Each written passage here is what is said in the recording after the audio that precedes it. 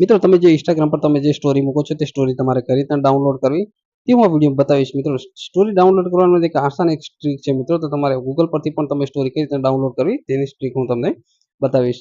મિત્રો તમે અમારી ચેનલ સબસ્ક્રાઇબ ન કરો તો અમારી ચેનલ સબસ્ક્રાઇબ કરો અને વિડીયોને લાઈક કરવાનું ભૂલતા નહીં મિત્રો. તમારે શું કરવાનું છે, પહેલા તમારે જવાનું છે ગૂગલમાં ગયા બાદ તમારે સ્ટોરી ઇન્સ્ટાગ્રામ ડાઉનલોડ તે રીતના ટાઈપ કરી તમારે સર્ચ કરવાનું છે. સર્ચ કર્યા બાદ ફર્સ્ટમાં જે સાઈડ આવે છે તે સાઈડ પર તમારે ક્લિક કરવાનું છે.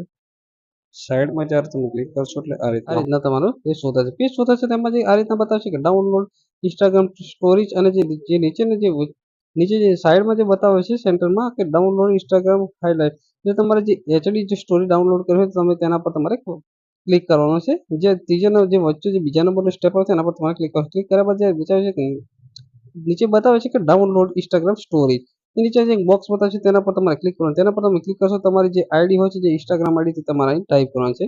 ઇન્સ્ટાગ્રામ આઈડી ટાઈપ કર્યા બાદ તમારે ડાઉનલોડ પર તમારે ક્લિક કરવાનું છે. નીચે ડાઉનલોડ આપે તેમાં તમારે ક્લિક કરવાનું છે. ડાઉનલોડમાં ક્લિક કર્યા બાદ આ રીતના તમારી પ્રોસેસ શરૂ થશે. તેમાં એક આ રીતના બોક્સ બતાવશે, એમાં આઈ એમ નોટ રિવોર્ડ, તો આ જગ્યા પર જે આપેલું છે જે બોક્સ એના પર તમારે ક્લિક કરવાનું છે. જેવું તમે ક્લિક કરશો એટલે તમારી સ્ટોરી ફેર થશે. સ્ટોરી ફેર થયા બાદ આ રીતના તમારી જે પણ નીચે સ્ટોરી તમે અપલોડ કરી છે તે રીતના સ્ટોરી તમારી આવી જશે.